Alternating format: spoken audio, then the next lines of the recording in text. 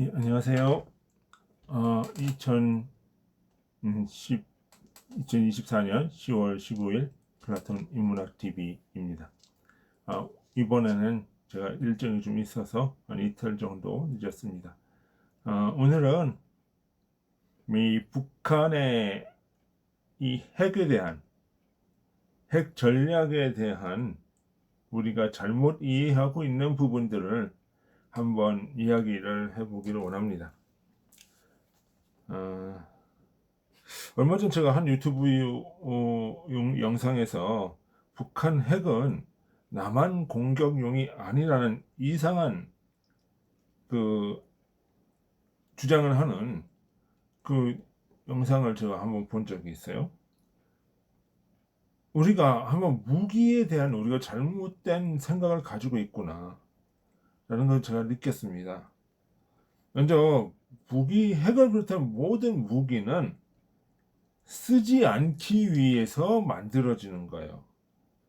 그것이 이거 무기의 역설이에요. 그러니까 우리가 폭격기를 만들고 어떤 전투기를 만들고 탱크를 만들고 뭐 이런 어떤 대포를 만들고 뭐 하는 이유는 그거를 쓰기 위해서 만드는 것이 아니라, 물론 써야 될 때는 또 써겠지만은 쓰지 않기 위해서 만드는 거예요.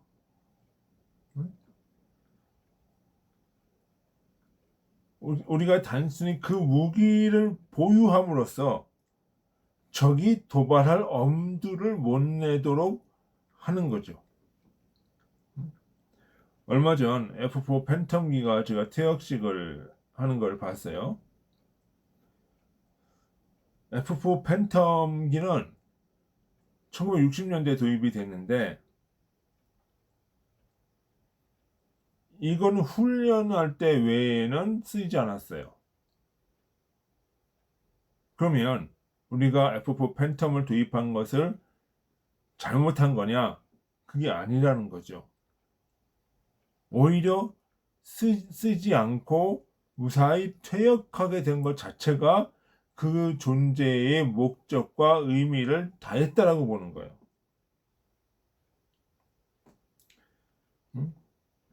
그러면 그러니까 이 퇴역식을 축하해야 되는 그것이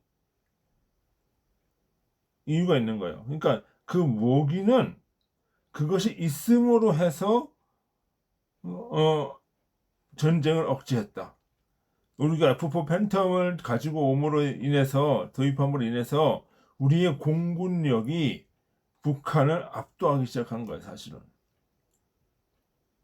그러니까 쓰지 않고 퇴역하는 것이 자기 역할을 다한 거다. 핵이라고 하는 것도 마찬가지예요. 쓰지 않기 위해서 핵을 만드는 거예요. 핵은 그것이 쓸 일이 없도록 하기 위해서 만드는 거예요. 핵은 존재함으로 인해서 상대방의 행동에 제약을 주고 상대적 우위를 가져오기 위해서 만드는 거예요. 북한 핵의 경우에는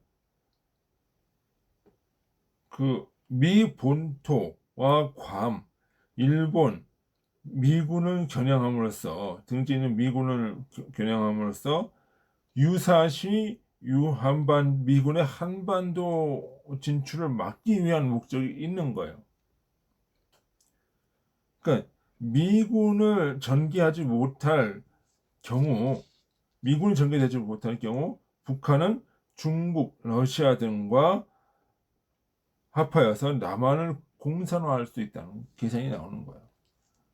그러니까 북한의 핵은 쓰지 않기 위해서 만드는 거예요.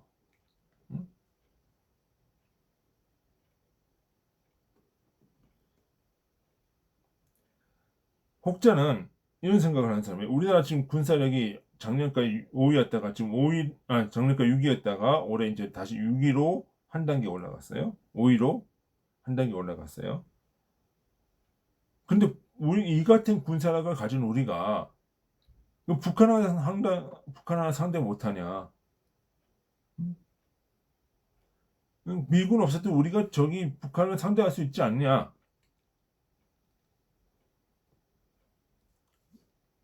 그렇게 얘기한단 말이에요. 자, 우리가 북한 하나만 보면 이건 상대가 안 되죠. 근데 뒤에는 누가 있어요? 중국하고 러시아가 붙어 있으니까, 어? 중국하고 러시아까지 개입이 되면 우리가 힘들단 말이에요. 이게 공산화 될 수 있단 말이에요. 극단적으로 얘기하면. 그러니까 미군이 필요한 거예요. 그리고 또 북한이 지금 뭐를 하고 있어요?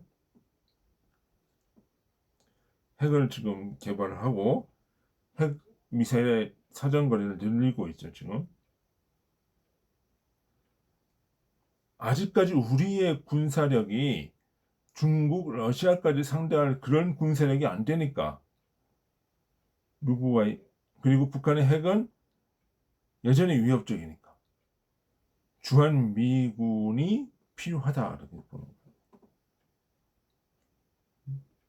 그 미군이 있음으로써 핵을 억제한다. 왜? 핵은 핵으로서 억제할 수 있는 거니까.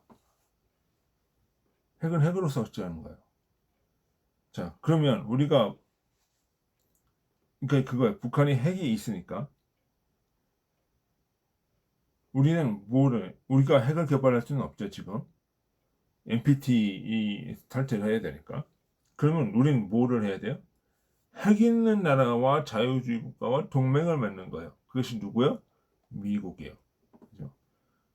한미 동맹을 맺고 미군이 여기 주둔시킴으로써 핵 억제를 핵 우산을 강화시키고 핵 확산을 더욱더 억제하는 그것이 있단 말이에요. 그러니까 우리가 흔히 생각하는 게 미군이 있는 게 음? 미군이 지금 어떻게 우리 핵을 억제를 하고 있냐 그렇게 얘기를 하고 있잖아요. 그럼 막을 수 있냐? 미군이 여기 있다는 것 자체가 이미 상당한 핵 억제의 효과를 가지고 있는 거예요. 그걸 우리가 생각하지 않으면 안 돼요. 왜? 미국은 수천 개의 핵탄두를 가지고 있어요. 그러니까 미군을 공격해? 그럼 대한민국에 있는 미군을 공격해? 그럼 그건 바로 뭐야? 미국을 공격하는 거로 참 생각을 한단 말이에요. 그러면 뭐예요? 핵 보복을 할 수 있다는 거죠. 그러니까 우리는 그 생각을 해야 돼요. 어쨌든 어떤 사람들은 미군 없이 우리가 핵을 가지면 되지 않겠냐?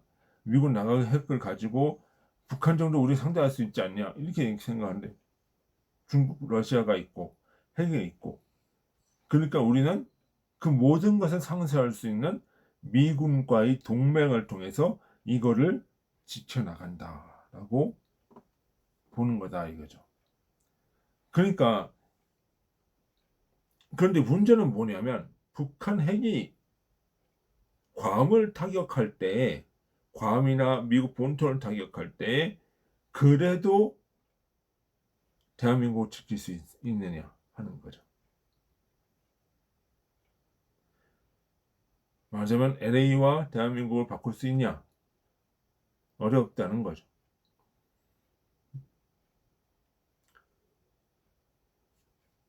그 상황을 우리가 생각을 해야 된다.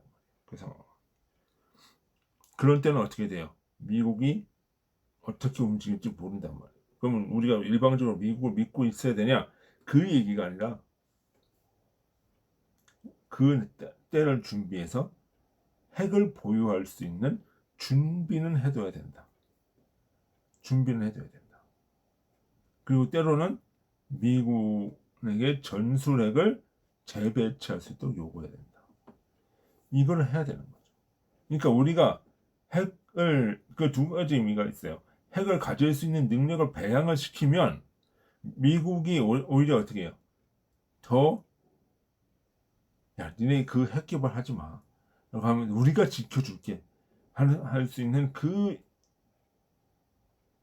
능력을 우리가 그렇게 요구할 수 있는 더 강한 핵 억제력을 미국한테 요구할 수 있는 능력이 생긴단 말이에요. 또 만약에 정말로 최악의 경우 미국이 나간다 하더라도 우리는 핵을 보유할 수가 있는 것이고 그런 개념을 가지고 우리가 핵에 대한 개념을 가지고 전략을 수립해야지. 저 핵은 우리랑 상관이 없다. 핵은 우리의 안보랑 상관이 없는 거야. 라고 하면서 우리를 공격하기 위한 것이 아니야. 라고 하면서 아니한 태도를 가지고 접근하면은 그건 말리는 거죠. 핵에는 핵으로 대응하고 또 우리 안보는 우리가 스스로 지킬 수 있도록 노력하고 또한 한미 동맹을 강화시킴으로써 핵 억제와 동시에 핵 확산 억제, 핵 우상과 독재, 핵 확산 억제를 증대시키고 강화시켜 나가야 돼. 그래서 이제 캠프 데이비드 협정이라든지 뭐 한미 전략사령부라든가 이런 것들을 우리가 핵 만들어 나가면서 미국한테 우리가 요구를 해야 된다는 거죠. 전술 재배치해달라 뭐 이런 핵을 공유할 수 있도록 우리의 어떤 입지를 전술핵 재배치하든지 아니면 미국 핵을 나토식으로 공유할 수 있도록 하든지 이렇게 요구할 수 있다는 거죠. 그러면 어떻게 돼요? 미국이 그런 요구를 또 받아줘야 되도록 해야 되겠죠. 그리고 그러기 위해서는 우리가 어떻게 돼요? 우리가 미국이 요구하는 것에 대해서 또 어느 정도는 해줘야 돼. 중국에 대한 어떤 견제의 역할도 우리가 적극적으로 해줘야 돼요. 주는 게 있어야 받는 게 있는 거야. 그것이 한미 동맹의 강화다. 북한 핵을 우리가 해결하기 위해서 우리가 취해야 될 전략적인 자세다. 이렇게 봐야 할 것입니다.